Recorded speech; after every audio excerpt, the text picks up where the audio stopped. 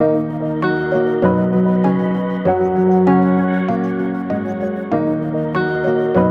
అండి, అందరూ ఎలా ఉన్నారు? నేనైతే బాగున్నాను. Welcome to LV home log channel.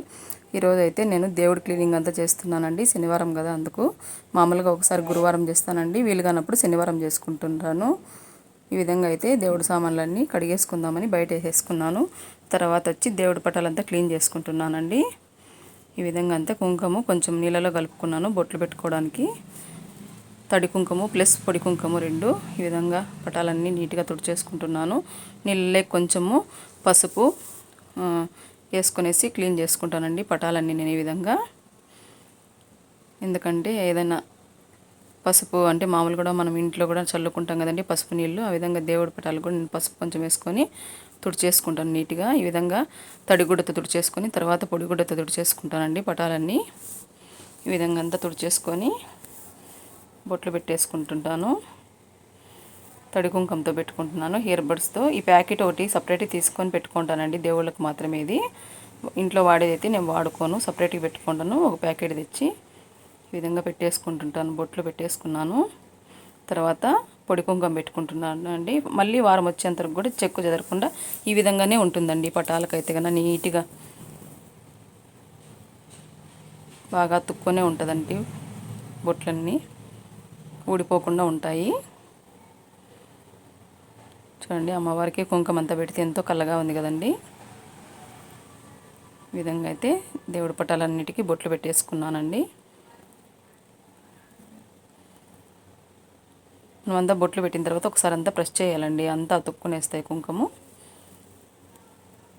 తర్వాత ఇచ్చి ఇవన్నీ దేవుడి సామాన్లన్నీ కడిగేసుకుంటున్నానండి. దేవుడి పటాలను తుడిచేసి ఎక్కడ పెట్టేసుకున్నాను. దేవుడి సామాన్లు అయితే కడుక్కుంటున్నాను. చింతపండు వేసి ఈరోజు తొందరగా చూపిస్తున్నానండి. ఆల్రెడీ మీకు చూపించాను కాబట్టి ఎక్కువ టైం తీసుకోవడం లేదు ఇవి చూపించేదానికి.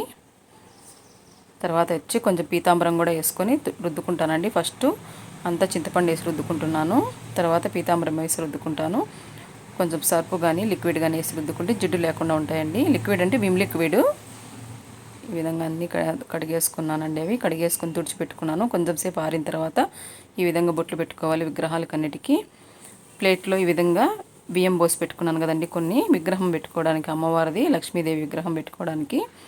అమ్మవారి విగ్రహము బియ్యంలో పెట్టుకుంటానండి. ఈ విధంగా కొన్ని బియ్యం అయినా వేసి పెట్టుకోవాలని చెప్పాను కదండి, అందువల్ల గవ్వలండి అన్నీ 8 వేసుకుంటున్నానండి నేను. ఇవి వచ్చి తామర గింజలు వేసుకున్నానండి. తర్వాత వచ్చి గోమతి చక్రాలు ఇవి కూడా వేసుకునేసినానండి. తర్వాత వచ్చి చిల్లరండి, పొడి చిల్లరంతా పోసి పెట్టుకుంటున్నాను అమ్మవారి దగ్గర ఇట్లా. తర్వాత ఎర్ర గాజులు కానీ పచ్చ గాజులు కానీ గ్రీన్ గాజులు కానీ మాల వేసుకుంటానండి ఇట్లా ఈ విధంగా అమ్మవారికి. నేనైతే ఎర్ర గాజులు వేసుకున్నాను. తర్వాత ఈ పూలన్నీ పెట్టేసుకొని అలంకరించుకుంటున్నానండి పూలతో అంతా. తర్వాత వచ్చి పసుపు కుంకుమ పెట్టుకుందామండి, అమ్మవారికి వేసుకుందాము. ఈ విధంగా అమ్మవారిని అంతా అలంకరించుకున్నాను. పసుపు వేసుకుంటున్నానండి. శ్రీమాత్రే నమః అనుకుంటూ, మదయ అందరి మీద ఉండాలి కదండి, శ్రీమాత్రే నమః అనుకుంటూ ఈ విధంగా వేసేసుకున్నాను. మనం ఎక్కడెక్కడో పెట్టేసుకుందాము ఇవి దేవుడి సామాన్లన్నీ. అన్నీ సర్ది పెట్టేసుకుంటానండి. తర్వాత వచ్చి ఈరోజు నైవేద్యంగా కొంచెం పాయసం చేసుకున్నానండి.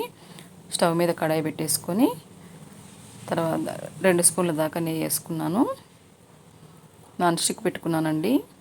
అది హీట్ ఎక్కిన తర్వాత కొంచెం జీడిపప్పు పలుకులు 15 దాకా తుంచేసుకున్నానండి. జీడిపప్పులన్నీ అవి వేయించుకుని వేస్తున్నాను. అవి వేగిన తర్వాత ప్లేట్లోకి తీసేసుకుందాము. తర్వాత వచ్చి సేమియాలు వేసుకుందామండి. దేవుడికి నైవేద్యం చేద్దామని ఈరోజు ఈ విధంగా చేసుకుంటున్నాను.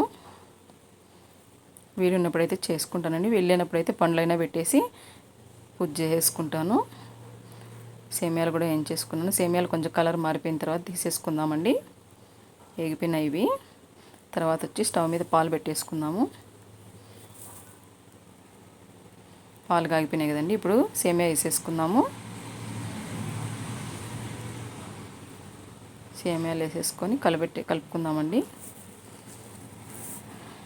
అంటే తొందరగా అయిపోతుంది కదండి పాయసం నైవేద్యంగా, అందుకని తొందరగా పాయసం చేసుకుంటున్నాను ఈరోజు నేను.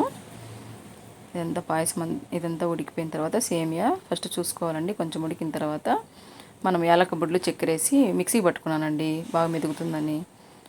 అది వేసేసుకున్నాము. కొంచెం ఉడికిన తర్వాత ఇద్దండి పొడి, యాలక బుడ్డలు, చక్కెర పొడి చేసి పెట్టుకున్నాను. ఈ విధంగా అంతా కలుపుకుందాము.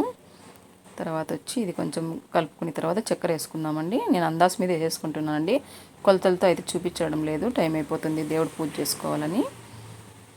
తర్వాత చక్కెర వేసిన తర్వాత కొంచెం నెయ్యి వేసుకుంటున్నాను అండి, మళ్ళీ 2 స్పూన్లు. ఎంత బాగా ఉడికిన తర్వాత కొంచెము తర్వాత జీడిపప్పు పలుకులు వేసుకుంటున్నాను. ద్రాక్ష అయితే ఏం వేయలేదండి, కొంచెం జీడిపప్పు పలుకులు వేసుకుంటున్నాను. చూడండి రెడీ అయిపోయింది.